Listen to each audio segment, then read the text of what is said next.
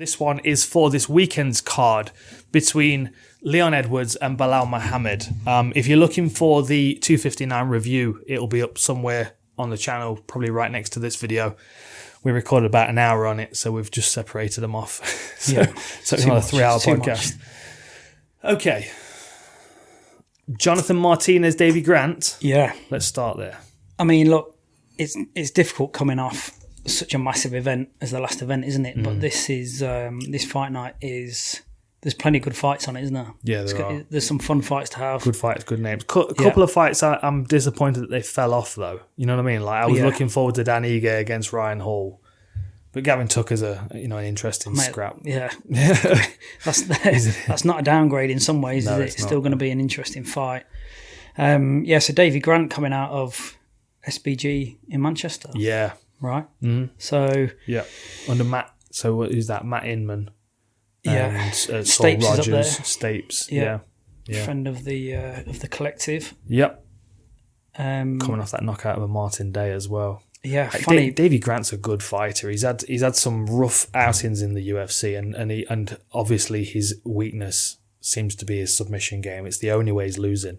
He's not getting stops, and he's not losing by decision. Yeah, he's been subbed 4 times, and 3 of those have been since he signed with the UFC. Yeah. He's a confusing.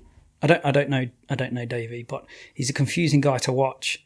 Like he seems like he's got a few techniques, but he's not using them at the right time. Like he'll throw like a flying knee from out of range and miss by a meter. And obviously he won this fight against Martin Day, but he sort of showed Day the same picture 3 times in a row, and on the 4th time Day caught him with a left hook, I think, and dropped him. Like he was switching stance into a shovel, and he just did it, and then he did it, and then he did it, and then he got dropped. Yeah. Remind you anyway. No, don't do the same thing 3 times in a row. Don't do that. But then it obviously ended up winning with a really, with a nice clean strike. Yeah. These two as far as personalities go. So you've got Davy Grant, who's like nice guy, talkative. I like Dan, shakes my hand, and he's always like bright and smiling and got loads to say. On the other side, Jonathan Martinez doesn't like to make eye contact. He's very quiet. But then, like when we're interviewing him out in Fight Island, like we've got 15 minutes with each fighter, and he really didn't say a lot. But then at the end, he got onto his street fights. Right. And he has like videos and videos on his phone of street fights that he's been in. Okay. He just loves fighting. And he was showing us some of these videos, and it's like, so the area where he grew up is next to like a juvenile detention centre. So sometimes Plenty you get of kids access. exactly. Yeah. Like you get kids coming out of juvie who think they're a bit tough because they're criminals, and he'd like when you're at school, you're like, go and ask her if she'll be my girlfriend. Like he's sending his mates, he's like, go and ask him if he'll fight If they want to brawl. Yeah. Yeah, right. And like he was just calling people out. But then so his unofficial amateur record is hefty. Mate, he's the Kimbo Slice Masvidal of this division. And he was clenched knees and elbows in street fights as well. I was more than impressed with his technical ability, as he's fighting on a grass patch with a few cardboard boxes spread out. He beat Thomas Almeida, didn't he? Yeah, and Almeida's a badass, isn't he? That was a good fight, though. To be fair, yeah, it was a very good fight. But he is a badass. And then the Frankie Saenz fight, flying knee.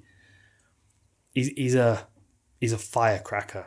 I mean, really look, you would think Davy Grant is obviously a skilled mixed martial artist. I just got a weird feeling this is not a good matchup for him. I think he could have a rough night here, unless all the things he tries comes off. He could have a rough night. This Martinez comes to fight, and he's not necessarily flashy, is he? But he's gonna be effective with what he does. Yeah. He's very good against people that are there to fight him. You can see how difficult it is for me to pick against someone from the UK. But I don't buy into the bias. I love Davy Grant, but I love this kid as well. And I agree with you. I think it is a tough fight for Davy Grant. Yeah, it really is. Just stylistically, because Davy Grant is in the pocket, and he does have a lot of good techniques, but he also has a few gaps that he leaves here and there. And Martinez has got that instinct to find his opportunities. Like you can see that when he's fighting, he's very loose, he's very very calm, very quiet, gives very little away on his face. But when he sees the opportunity, he chases it. Yeah. Yeah. And anyone that beats Almeida is impressive in my book. It's just one of those wins on your record that suggests you are of a level. You know, you can't do that by accident. You know, you can't just have a random good day and beat Thomas Almeida. He's been around too long, and his skills are too high. I think as much as I'd love to pick one of our own, I'll go with Martinez. Yeah, I think that's probably a good pick. You know, Davy Grant's got the skills, and it can be a very competitive fight. And it probably will be a striking match as well with these two guys, unless, you know, Davy Grant wants to try something different. But I think Martinez is wily enough in every range to be problematic. I like this next kid, Charles Jourdain. Yeah, I don't know too much about these guys. There's not a lot out there. They're both on debut, right? No, Jourdain's been in the UFC a bit. I called his debut. Yeah, he's Where's he come back in? Yeah, no. He signed with Desmond Green. He came through TKO in Canada. Yeah. Came in on a 4-fight win streak and then fought Desmond Green, and lost the unanimous decision. But then he was lined up against Duho Choi. Yeah. And Choi, by everybody's account, was, you know, one of the next superstars coming out of Korea. Big puncher, very exciting fighter, very dangerous fighter. And Charles Jourdain, he just didn't respect his punching power at all, and I think that was it was unsettling for Choi, because he was like throwing jumping knees, and But this is an example of someone that tries to live up to their nickname, and sometimes it backfires. His nickname's Air, right? Air Jourdain. That requires him to then throw a lot of flying stuff, and he does. But what came first? Do they call him Air Jourdain because of his name, or because he throws flying techniques? He's just got mad sneakers, and his sneaker game's a whole nother level. There's nothing to do with it. Maybe. Yeah. That's always a concern, because he does leave himself vulnerable to try and get some of those fantastic. But, you know, switch his stance, very low guard, very very in the moment when he's fighting. Who's he got? And he's Marcelo Rojo. Yeah, 16-6. Yeah, so he's coming from Combate. Yeah, so he must be on debut. Yeah, 2 submission losses in the 3rd round. Yeah, I mean he's got submission losses on his record, but again, just like the Davy Grant Martinez fight, it should be a striking match between these two. Unless one of them feels like they have the edge on the floor, in which case, you know, Rojo might decide he wants to try and slow Air Jourdain down and get his hands on him. I'm picking on nickname. Oh yeah. Definitely picking on it. And that's a great name. I had no idea that was his name. Air Jourdain. Air Jourdain is so good. Not as good as El Pitbull. Yeah, let's. I do like Jourdain. I do like Jourdain, and I like the recklessness to his game makes him exciting. He speaks well. He's going to be a fan favorite, and you know there was a lot of hype of him coming out of TKO as well. I think people expected him to be doing good things in the UFC. Rani Yahya against Ray Rodriguez. Yeah, and it's a fun one, right? You've got someone a little bit susceptible to getting subbed against someone with a savage submission game. Yep. But then also someone in Ray Rodriguez that has a point to prove, because he's lost a couple of times in the octagon so far. I mean, he lost to Tony Gravely on the Contender Series, then went back to Combate and picked up a win, then came back into the UFC, and then you guillotined him, didn't you, in the first round? He got subbed by the incredibly good-looking Brian Kelleher. So there's, that's gonna be hanging over him and eating away at him. You've got to think, coming back into the UFC, got my chance back, yeah. And often, oftentimes he's the one that decides to grapple, and it doesn't always work out for him. Like Kelleher wrapped that guillotine up pretty quickly. You've got to think that Rani Yahya is not. Yahya's got a nasty sub game. He's so good. Nasty sub game. He lost to Ricky Simon, didn't he? Recently. Yeah. Which Well, his kryptonite is someone with pace and conditioning. Yeah. Because he's the He's a bit... He's a great example of a jiu-jitsu purist. Right. You know? And I think we've talked about it before, he strikes like a grappler. Yes. Do you know what I mean? It's Yes, just he does. the flow's just different, the vibration is different, I isn't wonder it? if anyone says I grapple like a striker. I bet they do. I bet they do. Mate, if they don't, I'm going to say everyone that. said something about you at some stage. You know what I mean? Yeah, it's true. He got caught in the headlights a little bit with Simon, didn't he? Because he's clearly much faster. He's more athletic. He's putting lots of pictures in front of him. He just sort of got a little bit caught in the headlights. And Simon's legit, right? He's got an amazing mullet as well, which helps. Does he cut it off? I thought he cut it off. Has he? I think so. Yeah, I think so. That always seems to be the problem for Rani Yahya.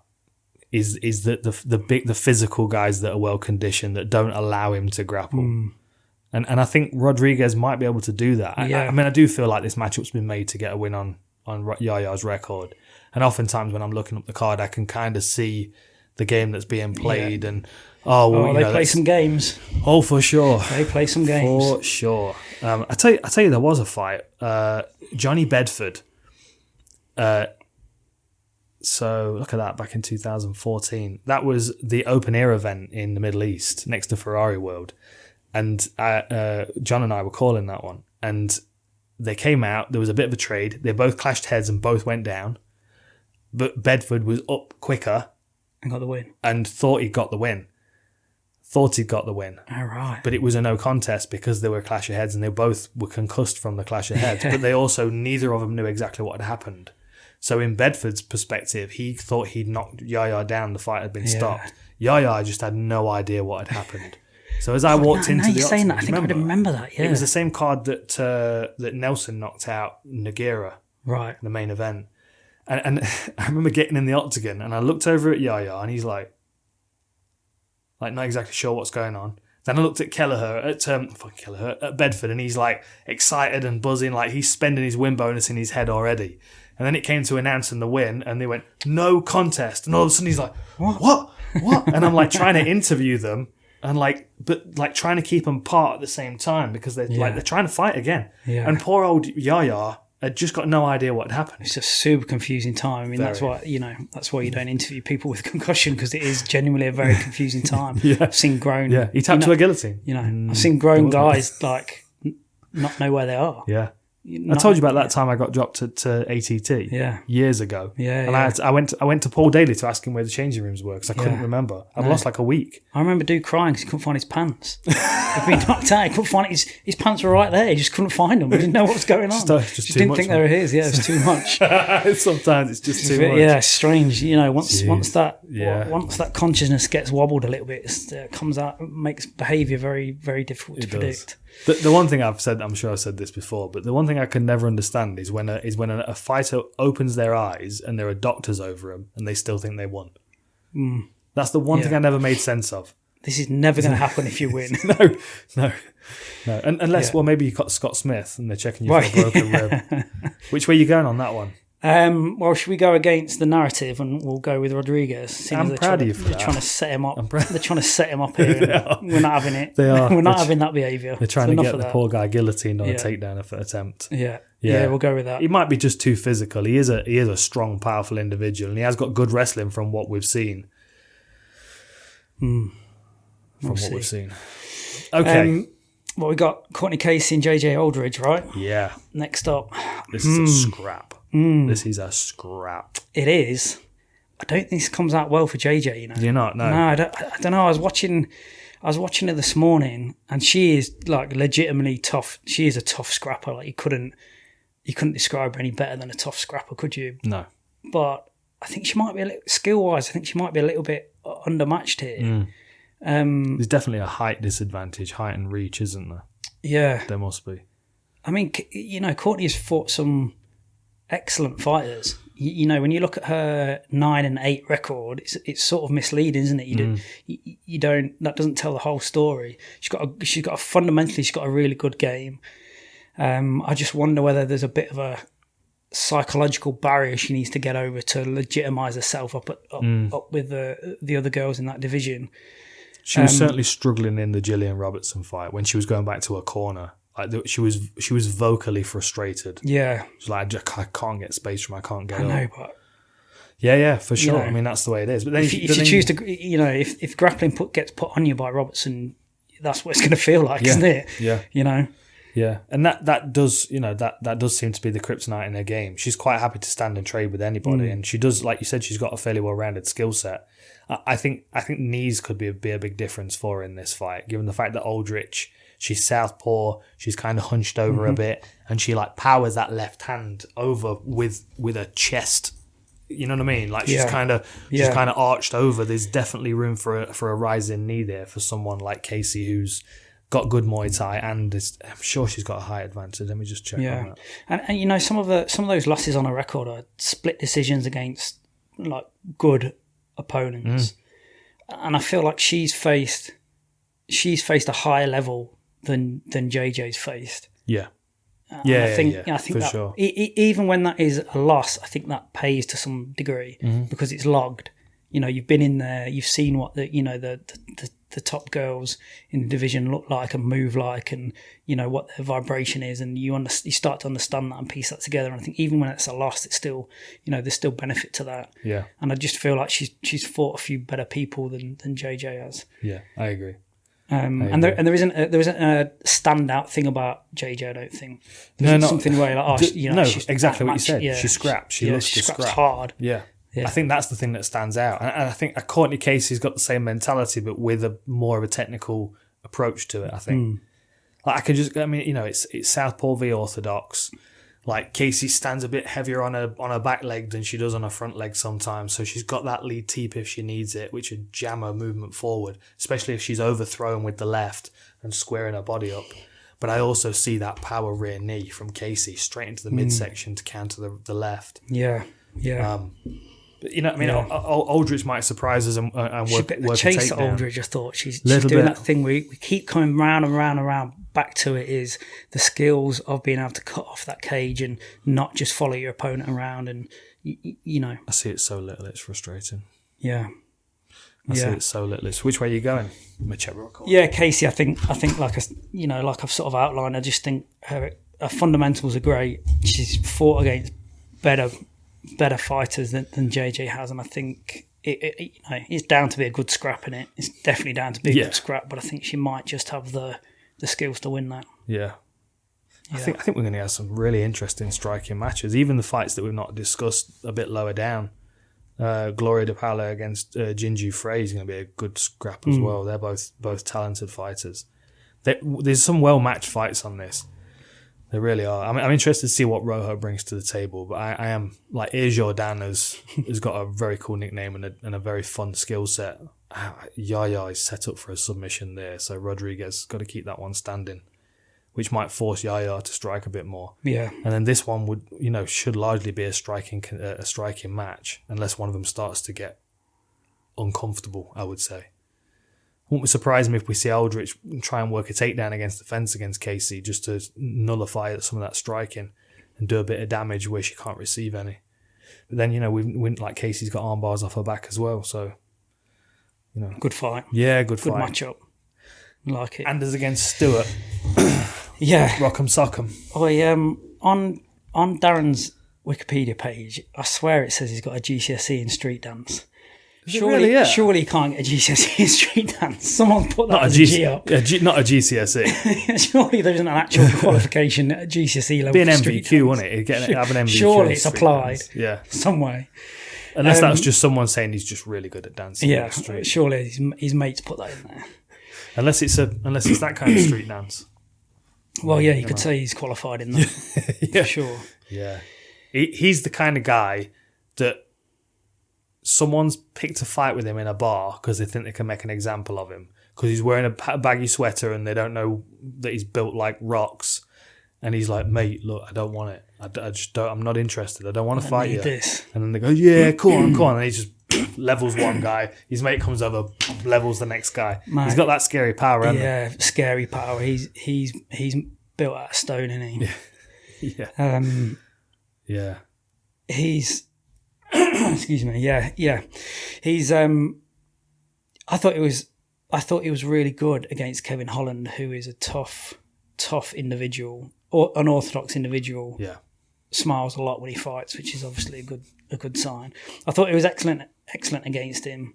The only thing, and I'm sure you'll resonate with this, is when Darren lands, or when he thinks he's landed clean, he'll chase, and I think he's gonna get caught occasionally when he does that. He seems to get like his eyes light up and he chases in quite a linear manner, which ironically I think could be all right in this fight, because Anders is very, very linear, which led me on to start thinking about. So Anders has come over from team sports, come over from American football, right? And this is something we've chatted about before, and something I'm constantly struggling with in picking up the skills of striking. So when you're in a team sport, everything you do is locomotive. Everything you do is cyclic. So you move in a cyclic manner, foot over foot. You have a gait, foot over foot, foot over foot. And when you strike, it's the opposite. So you do all of this learning. Everything around your skills is built around locomotion and forward movement by putting one foot in front of the other in one way or another. And then when you come over and try and strike, that's why I think people that come from team sports look clunky when they're striking, because it is a very, very unnatural way of moving unless you've come through in striking sports or combat sports, and then that becomes your normal. Then if you go over to a team sport, some of the movement patterns aren't quite as Pass me the ball. Yeah, right. Can't do that now. That's really slow. Anyway, that's what it sort of got me thinking about why it often looks so clunky when you cross over to a combat sport, rather than being groomed through and learn through the process of learning a combat sport. And I think Eric Anders looks like that. That's what he sort of looks like. He's very in and out in a straight line. You don't see particularly much sort of pivoting off the back of combinations or strikes. The one thing, if that is the case, the one thing that he's going to have if Darren's surging forwards is a level change and a good power double. Like, especially under panic and under pressure. Yeah, drop the level and just slam his shoulder. Darren does get really high on his toes, and he does. I mean, sometimes he's not even touching the floor when he's throwing punches. He's so powerful. Like Mike Tyson did that. Yeah. And then he'd leap through the air. I mean, I think in boxing you have to have toes on the floor, or at least one toe on the floor. But like Stewart, everything is driven into a punch, and then as soon as someone's hurt, as you said, that flurry to chase and that excitement means shoulders come forward, hands are going out, and then hips are there. I do think he's a cleaner striker. I'll be interested to see whether he can just hold his and also just hold his enthusiasm to go get it a little bit. I mean, that's the development that you've got to see if he's going to continue progressing anyway. It's got a funny... Sorry to interrupt. I know it upsets people when I interrupt Just drop it in the comments, and it's all... If you want to hear a monologue, watch The War Room. The funny thing is like when we're recording this, I often feel like I'm cutting you off. I don't ever feel like you're interrupting. Well, I mean, you've got a monologue show. That's true. Darren's got a funny habit of looking at the floor. Have you seen it? And obviously, they're swinging some death bombs at the time while he's looking at the floor, so you better not be looking at the floor at the time. But yeah, he's got a funny habit of dropping his head and looking at the floor. I think at some stage that will catch him out. Yeah, I think he might be able to back Eric Anders up with the threat of power punches, and I think he might be able to be impactful even if he's not landing clean. I think he might be able to rattle Anders in a way, especially like you look at Anders' record and it's, he's mid-table if you look at his UFC record alone. If we're talking team sports, what did he do? 2 wins, 1 loss, 1 win, 3 losses, 2 wins, 1 loss is where he's at. Yeah, it's not consistent, is it? No, it's not. I mean, he came in on a decent streak, but then at the same time, if you come into the UFC, what is he, 7-0 after a win over Brendan Allen in LFA, then he came over and fought Rafael Natal. Like, so his first loss was Machida, and he was 10-0 at that point. Yeah.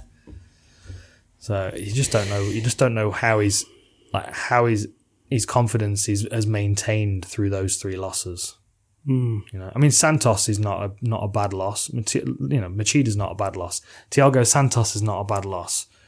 But then, like Elias Theodorou and Khalil Roundtree, compared to the punching power of Darren Stewart. I mean, Roundtree maybe, but he's much better with his elbows and knees and clinch work.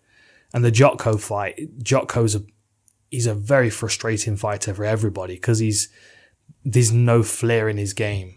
He does exactly what he needs to do to win the fight, and he doesn't really leave himself widely open at any point. But at the same time, he doesn't chase, so he doesn't give you the opportunity. Yeah. I mean, they're some of the best knockouts, aren't they?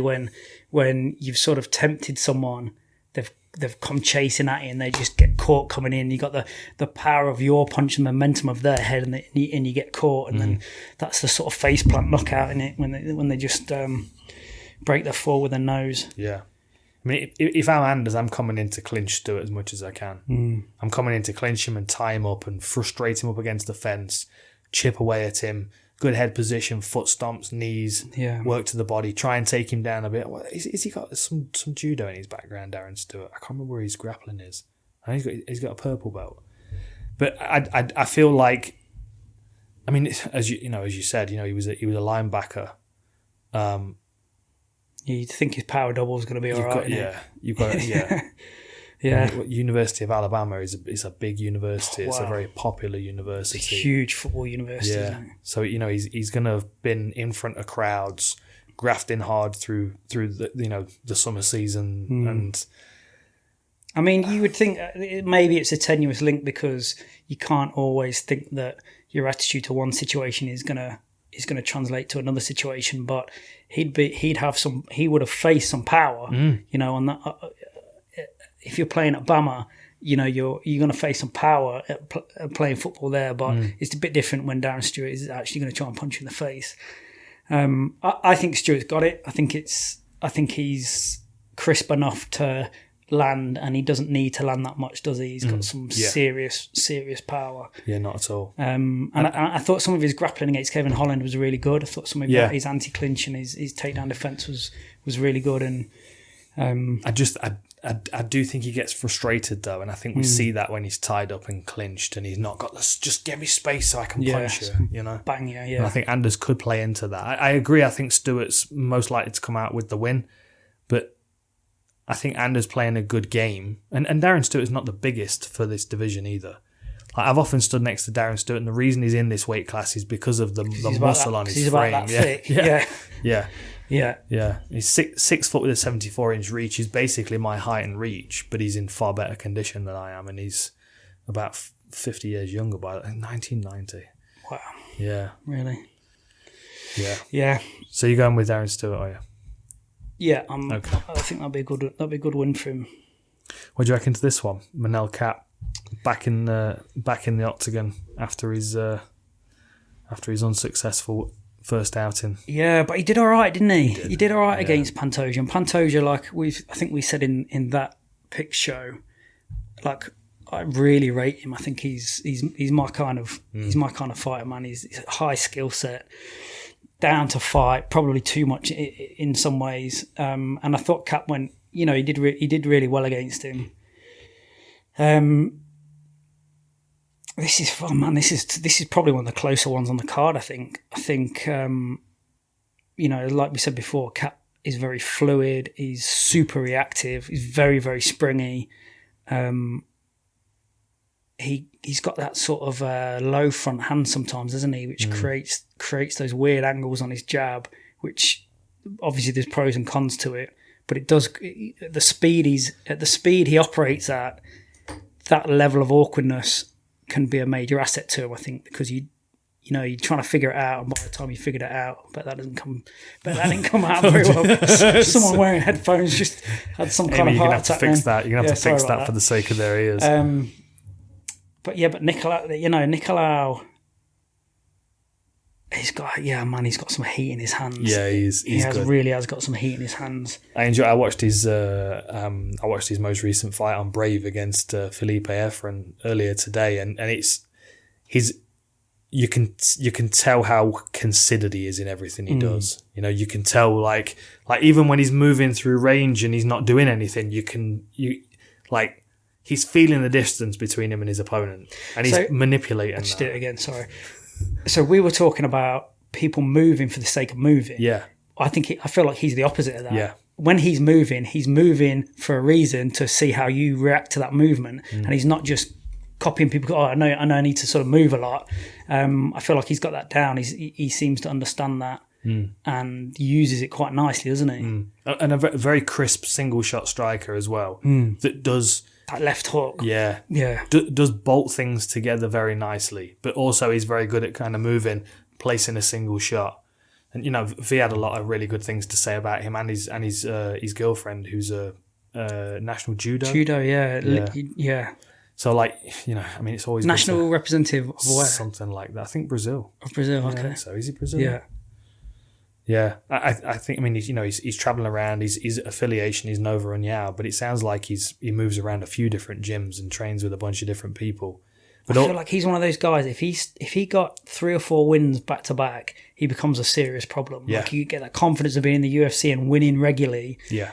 He has the game that probably just needs that extra little bit of impetus of confidence of winning a few back to back. And interesting as well is like his relationship with the UFC so far. So he came from Shooto, Brazil. He came over to the Ultimate Fighter Brazil Season 4 and he won 2 fights and then picked up a decision loss. But then made his proper debut, won by a Japanese necktie.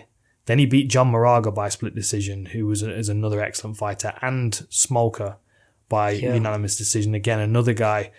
Moraga and Smolka, I think, technically are two guys that are always overlooked and not respected enough as much as they should be. But then he lost to Dustin Ortiz, and then everyone got canned because the end of the flyweight division was coming and Doomsday was approaching, and they cut half of the roster. He blocked that kick and still got knocked out by it. Yeah. He took that on his arm, and he still got dropped by it. It must be a hell of a kick from Ortiz. Yeah, it must have been. Yeah. I mean, first round he probably threw everything into it. Yeah. But then he got released after picking up 1 loss in the UFC, so he was 3-1 if you're not counting his Ultimate Fighter fights. Went away, fought in Future, fought in Brave. Now he's back. Good fight. Really, I like Manel Kape well as well. Yeah, like he had a really, really tough UFC debut with Pantoja, but Nicolau he's not at the same stage, but he might be just as dangerous. Someone as good as Kape, if he doesn't win this, he's come in and gone 0-2 from another organisation. It's not a great look, is it? But if you were sort of objective about it, you'd be like, well, you should probably keep him around because that's a hell of a debut. Yeah. And then this isn't easy either. Yeah. I don't know who he's upset, but he's upset someone. I mean, but he's either upset someone or the expectations of him were very high coming over. This is where we need to pitch him. Yeah. And they didn't underpitch him. To be fair, they didn't underpitch him. It was a close fight with Pantoja. I mean, he came in and fought the number 3 guy. Yeah. Like, that just doesn't happen. And all the people below him, he got above all of those guys, went straight in with Pantoja.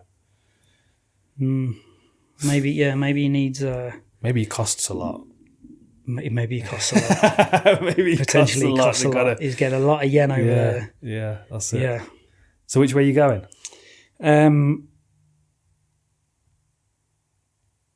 I'm going to go with Kape. Really? Don't tell Veronica. Are you really? Yeah. Well, I'm going to go with Kape.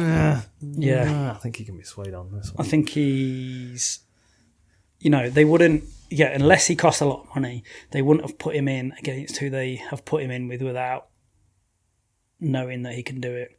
But it's a tough test. It's a very tough test. I think they could still be overestimating him. Yeah. And still underestimating Nicolau. I honestly, that last fight against Efren in what's it called, Brave, it's worth a watch. It's worth a watch for young fighters to watch how he manages the space between them and manipulates his opponent to move into it when he wants him to. Like he could quite easily, like, you could watch his game and think, oh, it's pretty rudimentary, it's quite simple, but it's the application that's complex. And He's gonna have to be. He's gonna have to be smart because Kape's fast, man. Yeah, he is. He's definitely quicker. Moves quicker now. That is only efficient if it's speed used at the right time, and if Nicolau can manipulate him to using it at the wrong time, then he's going to fall into some traps. But that's the game. That's the cat and mouse, as it was. The benefit is that he is a bit wild, And for someone like Nicolau, he'd much rather deal with someone that moves the same patterns as another good striker. Yeah. Because then it's easier to predict. When you're facing someone that's so explosive and fast, a lot of your defense, aside from it just being a guard, a lot of your defense has to come down to prediction. You know, like if you're Roy Jones and you're fighting at heavyweight against John Ruiz, yeah, you can predict where he's going to move based on what his body's doing, but you can also get out the way of some of those shots because you are faster. But this puts Nicolau in a position where he has to be predictable. He has to predict fast in order to keep himself safe if he's going to use his head. Two things that don't go well together. And you can't ground the guy to slow him down because he's he's going to be a handful there as well. Yeah. So you're going with Kape. So I've swayed you then? No, not at all. Right. I think Nicolau's going to win, but that's by the by. Okay. Okay, there we go. We'll see. Okay, finally we're getting this fight. Yeah, last. Finally. I mean, we've sort of been through this, haven't we? We have, yeah. We have. Which way did you go? We went Hill. We went Hill. Based a fair bit off. I felt like Angela has leveled up a lot more since the last time these two met than Yoder has. I think Yoder's got excellent grappling. She's of a level of everywhere really, but I think who Angela's fought, and she's not like we were saying before, she's not always won, but she's fought some serious talent. And she's fought 11 times since these two last met, and Yoder's only fought 6 times, so double the experience pretty much double the experience in that time. And she turned the corner with her elbow strikes. Definitely turned the corner with her elbow strikes, which if you think, I would say Angela Hill maybe is probably the physically stronger of the two. And I would also say Yoder's quite happy to grapple from her back. And if that's the case, and Angela Hill now can apply those elbows on the ground as well. Yeah. That's the point. The point of difference, especially in the lighter women's categories, the point of difference is damage from elbows and knees and submissions. Yeah. Like they're the two things that really make a big difference, because the majority of the time these girls are really well conditioned. They don't get tired. They fight pretty hard. They scramble out of awkward positions. They're all fairly flexible as well, across the board. Flexibility is good in some ways, but bad in other ways, because you're quite happy to put yourself in bad positions because you can kind of shoehorn your way out of them. Yeah. And I do feel like even in the clinch, Angela Hill is going to be a problem for Ashley Yoder if she's controlling her upper body to take her down. If she's level changing and shooting on her, that might be an easier way of getting the fight to the floor, but she still might find herself pulling guard if she meets hard hips. Like, I can't necessarily see where Ashley wins. Like, what's the flow of her winning? I can't see it instantly. She's got to sub her. That would probably be the likely way, isn't it? I think she's got to sub her. Like we touched on in the last time we previewed these, I always feel like Hannah Cyphers is a great stamp of approval. Like if you're getting through Hannah Cyphers is tough, and she's not self-imposed. She's been imposed as a bit of a gatekeeper, isn't she? And Angela came through that really well and got a solid win. Yeah, I think she'll be. Yeah, and that win over Loma as well was very impressive. And she's the losses to Jourdain and Waterson. It kind of reaffirms that she's not quite championship material, and she still hasn't turned that corner to become it yet. But I mean, she keeps getting back on the horse and keeps trying. She might break through eventually. She's still with Eric down in. I don't know, to be honest. Florida. Yeah, I think so. Yeah, maybe. Yeah, I think so. Yeah, lock Angela in. I think she'll take this one. Just looking where she is in the rankings. Yeah, it's all right. So Hill's at 12. Hill's at 12, and Yoder's not in the rankings. So this is an opportunity for her to get into the rankings for sure. But then you look below Angela Hill, and you've got a Mandalorian Lemos there.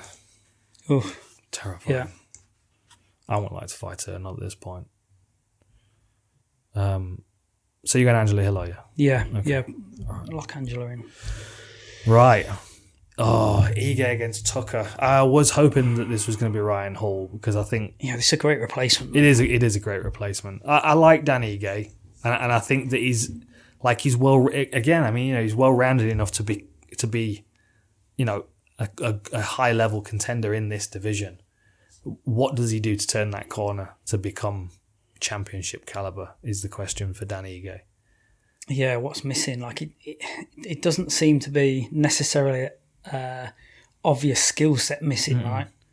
And you see this, excuse me, you see this a lot in elite sport. It's often the skill sets, or the higher up the chain you get, the skill sets become closer and closer and closer. And it's not that is the point of difference.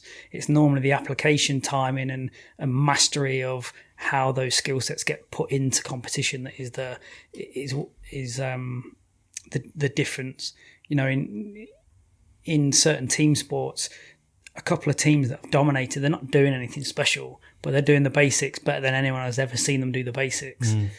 And relating that back to Dan Ige, can you see a particular area of skill where you're just like, oh man, he's just so he's so underskilled in this area? No, not at all. I honestly think his problem is that he's maybe a bit too smart for his own good, and he overanalyzes everything a bit. There's a lot of similarities in Dan Ige and Leon Edwards, right? Because they're both very well rounded, conditioned, capable. They're confident in what they're capable of, but in the actual moment itself, because they're very intelligent, they kind of break everything down and they get caught thinking. And you put someone like that against Calvin Kape, and this is my concern for Leon in the main event, is that Bilal Muhammad will do what Calvin Kape does to you. He'll squeeze you in between the fence and his front foot, and he'll make you work when you don't want to. And that doesn't give you time to think. It doesn't give you time to set up and react. Leon does so much better when he's got space. I feel like Dan Ige he's so much better when he has time to think and work. And I think Kape just took that away from him. And I think Julio Arce did the same thing. Do you think Gavin Tucker has got that in him? He seems well rounded. Like he took a beating against Rick Glenn, but he basically blew his own gas tank out in that fight. He didn't manage his energy particularly well. I think that's another refereeing issue that I think Dana said that even Dana said the referee needs an ass whooping, I believe, were his exact words. So yeah, I mean, the Billy Quarantillo fight was kind of good for him to set a pace, but he was still reactive to Quarantillo's pressure. Like, he was the one that was still moving angles, catching him with a shot, moving away, catching him with a shot. And his footwork was good, but it was, he was still in a state where he was reactive in that fight to Quarantillo, who's just a forward pressure, Elkins kind of maul you. I mean, at least that's what it got to in the, towards the end of the fight. He needs to put that on Dan Ige. And that's going to be the challenge for Tucker here. And I think it might be better for him if he can pressure with hands-on instead of pressuring from distance. Yeah. Because I would probably say that the Ige's quicker off the mark. And Gavin Tucker's Rinnick, he chokes all day of the week. Yeah, he's got a bit of a savage game, hasn't he? 3, 4. He's got 4 rear naked chokes and 2 arm bars in the way up to the UFC, and then obviously he's got the 2 in the UFC. Yeah. I mean, it's close. It's a bit of a coin toss. Neither guy have been stopped either. I sort of edge towards Ige a little bit. Yeah, it's difficult to objectively justify, I suppose. But my feel is he's just the tight. He's just got the edge. It might be a 60%, 60-40 sort of thing. I thought Gavin Tucker against Justin James was he was excellent. Really, I thought he did really good. He's got a really nice back leg, almost straight teep. Like he jams it right. Yeah, he doesn't like push it. He almost like swings it. Yeah, swings it through. It's really nice. Like you can when it lands, you're like, ooh. Yeah, ooh. You feel that in your belly button. Yeah, I think it could be very, very tight, but I think Ige might just take that. Yeah, he is. See, Ige's 9 in the rankings. Yeah, it's a big risk for Ige. It's a big risk for Ige, especially if you look at who's below him and who he's got to work back through to get up there. Yeah.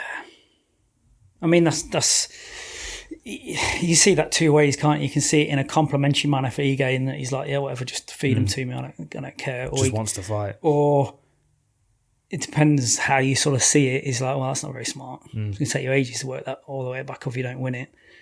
But then Ige works on the management side of the business as well. Okay. So he, it's his fault either way. So it'll be a well thought out decision. Is it this short notice? When did they drop? Let me have a quick look. When did they drop out?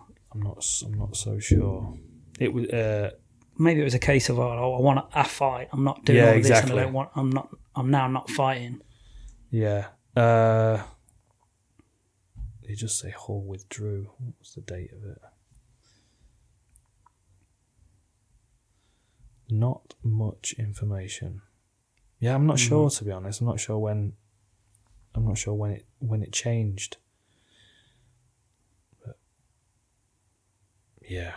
So you're going with Ige, are you? Yeah. I'm going to go with Ige. I think. I mean, he should win based on rankings and based on level of competition and all that kind of stuff.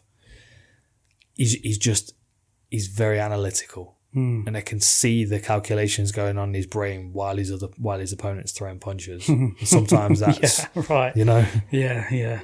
Sometimes he can distract himself with the over analysis of the circumstance, which won't be happening in the next fight with Ben Rothwell. No, the wily old bear man. Poor old Philip Lindsay was the guy that got karate chopped by Tanner Bosa. Do you remember that? He did on the way down.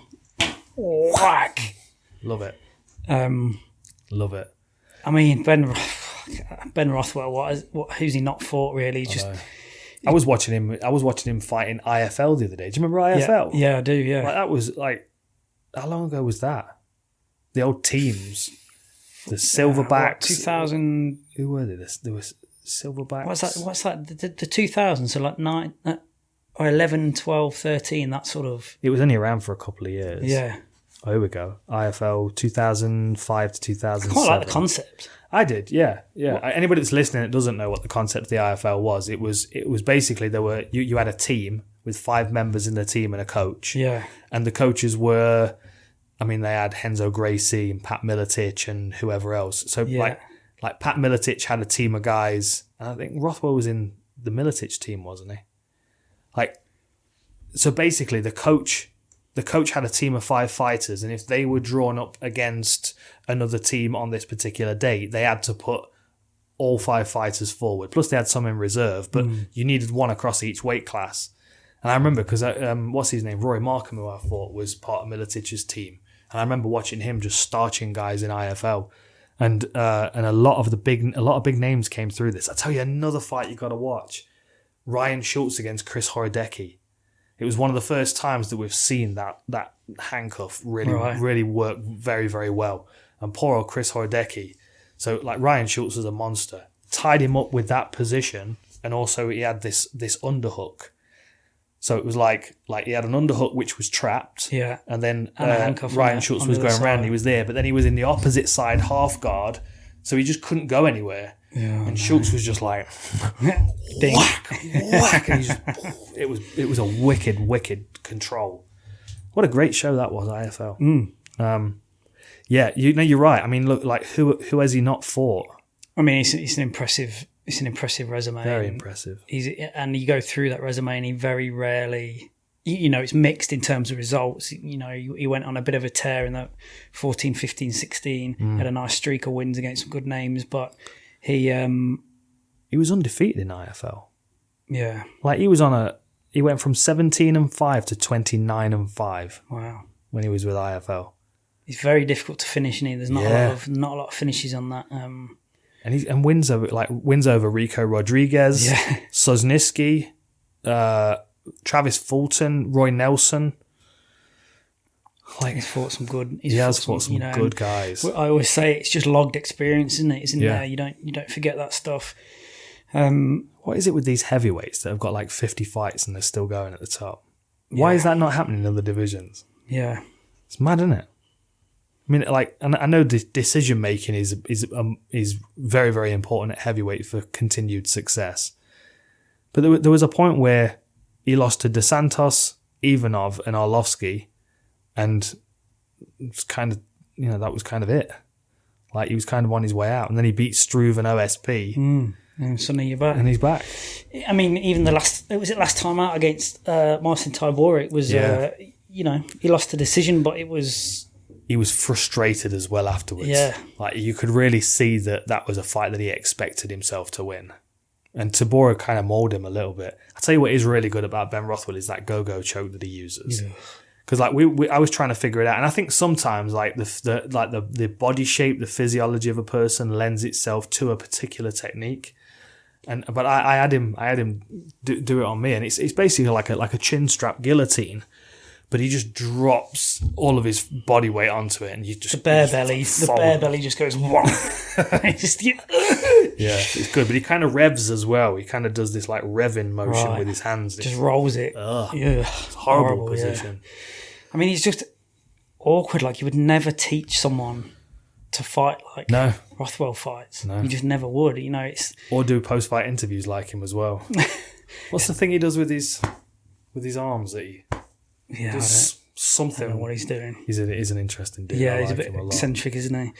It's like in skill acquisition, you talk about emergent behaviour. Yeah. So you and your biomechanics, your environment that you're part of, and the task that you're tasked with, all combined, and given enough time, a behaviour will come out of that.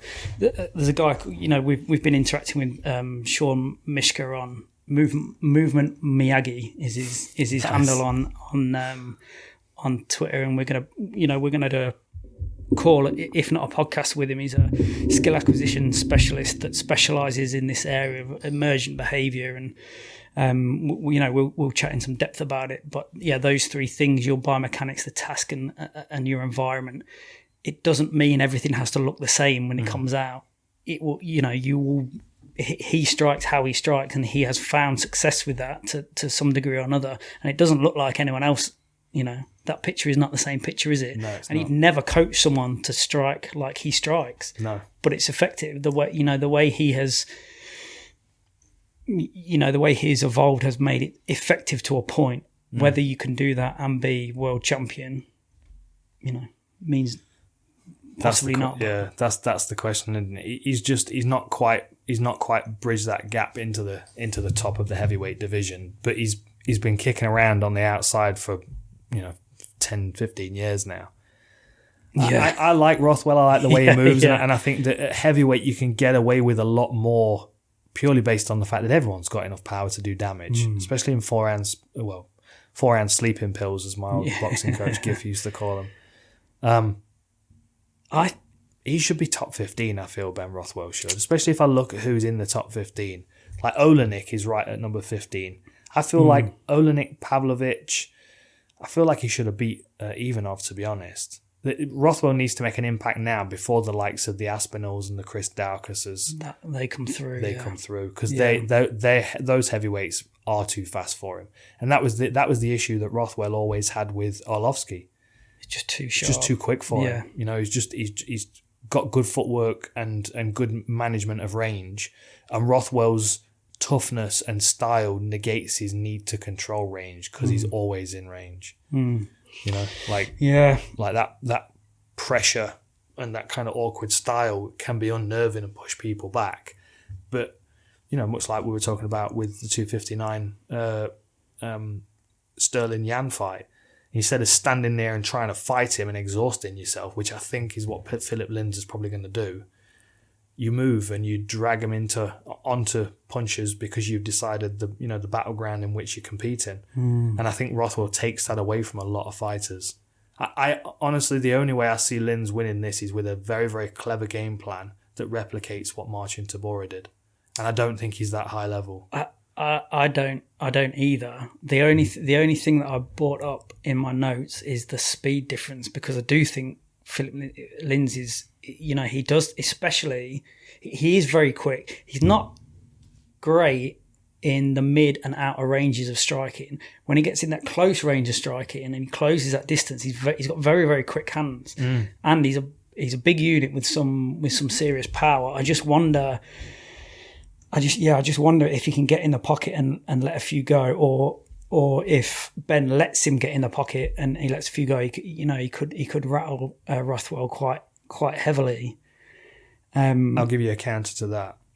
The last time Rothwell was stopped with strikes was UFC 104. He's very difficult to stop, isn't he? That was Cain Velasquez. He's very difficult to stop. Yeah, he is. Like, Arlovsky stopped him, Velasquez stopped him, but then since October of 2009, he's lost one guillotine to Gonzaga, and the rest were decisions. And that's the thing with...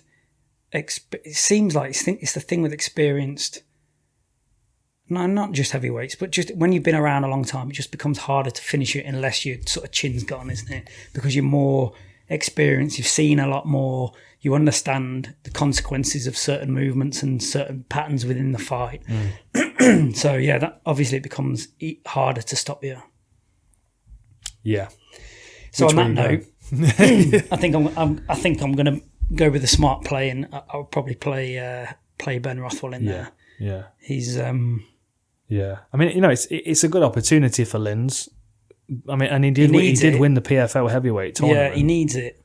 But then, I'm looking at who he's beaten in the PFL. I mean, Alex Nicholson was a light heavyweight in the UFC, and he's blown up to heavyweight. He's blown up to heavyweight. And the other guy that stands out is Jared Rocho, he was one of those team takedown guys that I think the UFC released him because of how he was fighting rather than how he was performing, if that makes sense. Yeah, like he had one loss to Roy Nelson. He was 6-2 in the UFC. But he was on a 3-fight win streak, then lost the decision to Nelson. They released him mainly because he's he'll try and drag you down and drown you. Yeah. It's not good for business, though. It's not good for business. So Rothwell then. Yeah, Ben Rothwell, lock him in. You got a side with experience every now and again. Yeah. Now, Misha Cirkunov is another guy who I feel has just not ever reached his potential, what he's capable of, what he should be able to do in the UFC compared to the people that he's fought. I feel like he should have done a lot better. Like my first note is just a strange one to figure out, to analyse and look at. He's got a... He fought Alex Nicholson as well. I remember that one because he broke his jaw with a face crank. Yeah. It was horrible, wasn't it? Yeah. You could sort of see it in the replay. You could sort of see it pop out. Tim Sylvia's arm when it popped against. I like Misha Cirkunov, and I think the thing holding him back is his confidence in what he's capable of at this point. I mean this with the utmost respect. If you're going to mention his girlfriend, I'm calling him right now. I'm not. I think it's his wife. No, that's stupid. I mean this with the utmost respect. He seems to not like getting hit, and if you hit him, his sort of world shatters around him, and he just doesn't really like it. Anytime anyone has landed a couple of clean shots on him that have rattled him a bit, there doesn't seem a way back for him necessarily. He's got a horrible dominating sub-wrestling game. But judo background, and he's got and you can tell he's a judo guy as well. Like you can tell that you'd lock up with him and it'd just be like, yeah. Why is he not moving? You know what I mean? He'd be like one of those guys that just curls up in a ball on the judo mat, and you literally can't physically move him in any way. You need a JCB to pick him up and turn him over. Yeah. He watching him over the last couple of days, he just seems like he should be better than he is. 100%. I'm not sure quite what it is, whether it's belief or what. Yeah. Or I mean, he was doing really well. He got a couple of losses on it. He's got a loss to Roy Borton is a different guy. I thought it was Rob Broughton, British heavyweight. So he's got a submission loss by armbar and a submission loss by heel hook back in 2012. And then he went on a wicked streak, 1, 2, 3, 4, 5, 6, 7, 8 fight win streak, which picked up 3 wins in the UFC as well. 4, Dan Jolly knockout, first round, Alex Nicholson neck crank, and then the arm triangle and the guillotine over Kutalaba and Krylov. And it's, again, it's that compressive grappling game that he seems to be really, really good at. Peruvian necktie. Jimmy Crute. That's right. Oh, he's got another Jimmy we know has got a horrible Peruvian necktie. Yeah, and Jimmy Crute's good. Jimmy's showing he's got a good ability. But then you look at his losses: Özdemir, Teixeira, and Johnny Walker all first round. And like Özdemir, 28 seconds. Johnny Walker, 38 seconds. I mean, Glover Teixeira was slightly longer, but he's a bit older and slower. Johnny just like put him under a bit of a spell, didn't he? He just moved too fast and was too unpredictable and too sharp and too fast, and just put him under a spell. I'm not sure Spann will be able to do that. Yeah, he seems to have good parts of his game, but he doesn't seem to put them all together. No, I agree. And one thing I would say if I'm Ryan Spann is I'm looking back at that Volkan Özdemir knockout and realising that I only need about 6 inches of punch to knock him out or to really hurt him.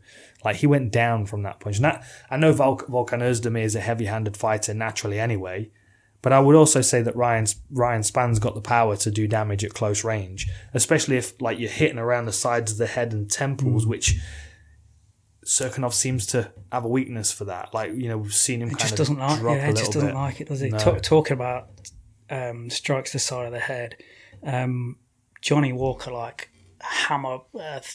Thor's hammer and hammered him, hammered Spann on the side of the head, and basically that was basically it, wasn't it? Yeah. Or at least started the finish. Yeah. Look, it'd be interesting in the grapple. They seem to both have some skills around that area. I think Cirkunov might come off a little bit better. The only way I could sort of see Spann winning it is back in Cirkunov landing a couple of these shells up, and then he does some damage there. Again, respectfully, I'm not mad excited about the fight. No, I'm not. I mean, I think that their grappling could nullify each other out. I do. I mean, you look at Ryan Spann's record, and he's got 4 knockouts and 11 submissions on his record. And there's a lot of like guillotines, rear naked chokes. There's a lot of guillotines. Like that's the striker's submission, isn't it? Like, when you've got a guy that's got a load of rear naked chokes and a load of guillotines on your record, you often find when you go back and research that they didn't take the person down and take their back to choke them out. They hit them and the person turned and gave their back. Yeah, right. And when it's a guillotine, they hit the person and the person shot into a guillotine and they gave himself up. And the regularity of him winning by guillotine in the first round suggests that he's got the confidence and the presence to pressure a fighter. It. Yeah. And that, if Cirkunov is a bit, gun shy when it comes to the strikes, that would probably be something I would lean on if I'm Ryan Spann. And and he's fighting out of Fortis MMA as well, and they've great minds there, great coaching, good guys for him to work with. I think they'll recognise that tendency in Cirkunov as well to fuck, I'm gonna get hit, Yeah. Like, you look on paper and you go, Cirkunov should probably win this. Should probably win it, shouldn't he? But I do find myself leaning in the direction of Ryan Spann, purely given the fact that he's a fast starter, and Cirkunov has struggled in the first 2.5 minutes of the fight. I think I probably agree with you. But which is it's probably against the stats and certainly against the rankings. But yeah, I think Spann might be in for a bit of an upset. I mean, it's it could be a very closely matched fight, and they could nullify a lot of parts of each other's game. As you said, though, when you get closer to the top, it becomes less about technical abilities, and at this stage, it's much more about confidence. I would say it's much more about the confidence to fight. Cirkunov might clinch him. And the good thing with Cirkunov is that because he's got a judo background, the guillotine's not as likely to be vulnerable. Yeah. Because he's going to be upper body control more than anything, trips and sweeps and stuff. So he might be able to avoid the guillotine entirely. Gives his back one of his habits of giving his back up under pressure, under grappling pressure. Like the traditional sort of judo safe place. Is that turtle in it? I just wonder whether. Yeah. I don't remember seeing it as we were looking at it, but yeah. No. he has got a very dominant ground game, but it tends to be once he's there. Yeah. You know, it tends to be once he's there. Yeah. I can't think of times when he's looked oppressive in the takedown range, and that. And there's definitely going to be an effect from being knocked out from Volkan Oezdemir at close range with that as well. I think Spann on confidence is a difference in this fight. Yeah, lock him in. Ryan Spann for the win. I mean, I could sit and go back and forth on that all week. Yeah, but it should be close. I hope it's not so close that it just becomes they just nullify each other in all aspects, and it's sort of a close decision one way or the other. But you could flip a coin on it, you know. Yeah. Yeah. All right, main event. Right, at last we get to see Rocky fight. How many times have we talked about this? God, man. How many times have we talked about Leon fighting and over the last couple of years and it's just not happening? I feel bad for him. I feel bad for him because people have started forgetting. Yeah.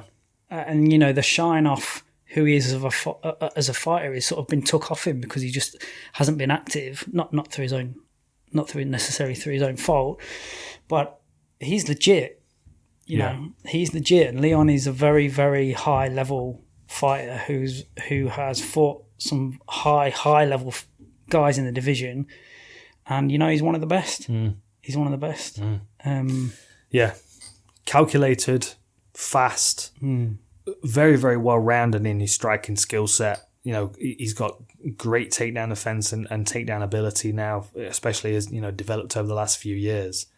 I think to myself, in a parallel universe where UFC London last year wasn't cancelled and he got the fight against Tyron Woodley, I mean, obviously we don't know how that fight would have worked out, and Woodley's a dangerous individual for anybody, even at this stage of his career.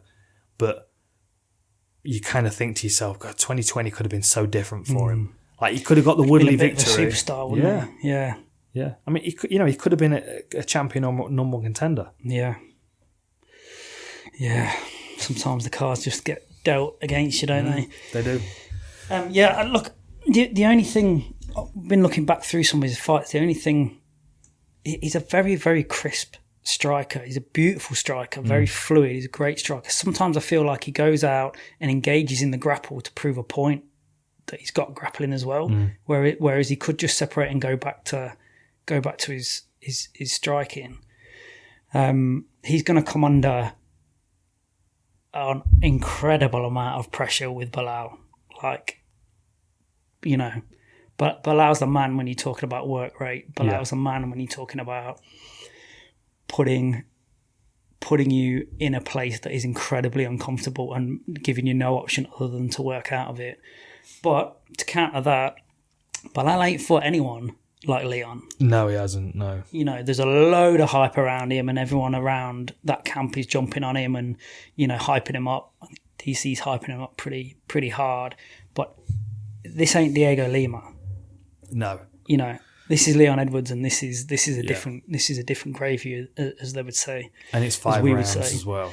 And we've seen Leon over 5 rounds. We know what he's capable over 5 rounds. Belal Muhammad's never done 5 rounds in the UFC, at least from what I can tell on his record here.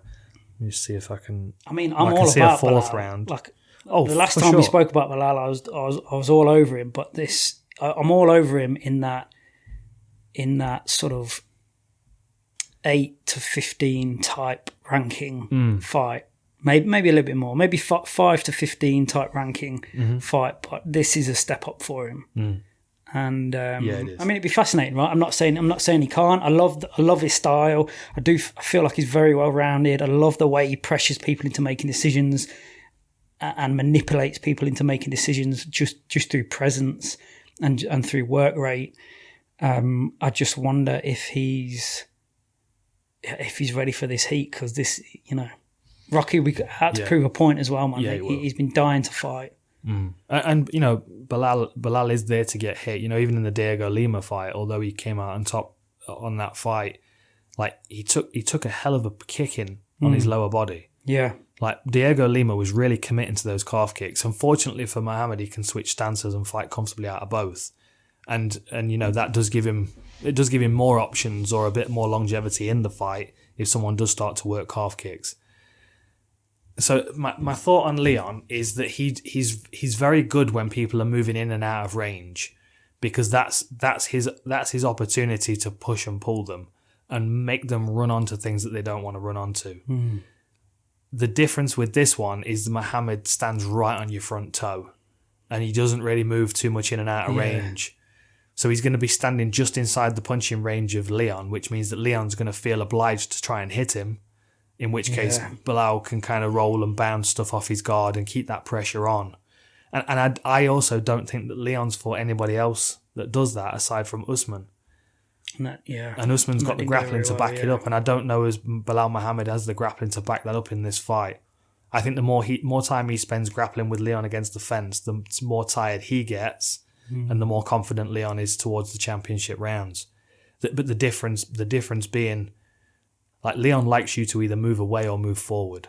And if you're standing on his front toe, that can make him uncomfortable. And, like, you know, you think of the Gunnar Nelson fight, like Gunnar Nelson running into range and he was grabbed with that elbow and pulled off centerline and cracked. Bam. That kind of thing. You look at that and you think, oh, well, he's going to do that against Belal Muhammad all day. It's not the same. Belal Muhammad's not covering that kind of distance like Gunnar Nelson was. Like, he might move into range, but it'll be to hit and then to be right back out again. And he's not going to, like, it's going to take Leon forcing the point, like creating enough space so Belal Muhammad has to push forward, and then Leon keeps giving ground and moving away. And then Muhammad tries it again, he gives ground and moves lures away. him into some space, yeah. Same as I was talking about with Patricio Pitbull earlier, you know? Bounce, bounce, bounce. You attack him, he gives you the space and then does nothing. And he gives you the space and does nothing. So the third time, Forrest Griffin, Anderson Silva, he goes sprinting forward because he knows you're going to move away, and he misses and you run onto something. And then you're doubling the power that you're facing as well because you're complementing it with your own momentum. I think Belal Muhammad could stand in front of Leon Edwards for 3 rounds and just basically maul him up against the fence and make it very difficult for Leon. I don't know if he can do that over 5 rounds against Leon. No. I've just got a feeling this might end up being a decision. I think they might take it. They might take it all the way. Which would be a great, that would be a great credit to Belal Muhammad. You know, he's only been into the 4th round once, and that was when he won the Titan FC welterweight belt back in 2016. He's never been out. He's never seen a 5th round. Yeah, when he's fought those higher ranked guys, like he fought Vicente Luque, he lost that fight. He lost to Jeff Neal. Yeah, I wonder whether the hype has been not exaggerated, because you can clearly see he is an exceptional fighter, and I'm just wonder. I mean, this is the test, right? This is his test. He comes through this, and suddenly he's a force to be reckoned with within that top echelon of the division. Yeah, it'd be fascinating. Yeah, it will. He is very good. I've not seen the things in his game that make him exceptional, though. Yeah, you know what I mean. Like, and it's not like he can't get there, but he is there to be hit, and his style does leave him vulnerable, and his willingness to compete and his toughness negate what he's lacking in finesse. You could say.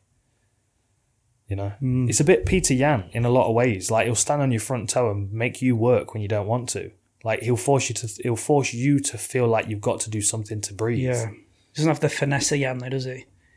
Same principle, but less finesse. Yeah. I'm gonna go with Leon. Yeah. I mean, it's his fight to lose, but it's a great opportunity for Belal Muhammad to not only. Yeah, I mean, obviously, if he wins, it moves him right up into some really interesting and far more challenging fights. Imagine the hype. He's already got everyone hyping him up. Imagine the hype if he wins this one. Yeah, but it's good to see Leon back. I'm happy we get to watch him fight again, and I think it will just remind everyone who he is and what a skilled fighter he is, and he's one of the best to come out of our country. So I'm looking forward to seeing him again. Agreed. Yeah. All done. All right. Good show. Nice one.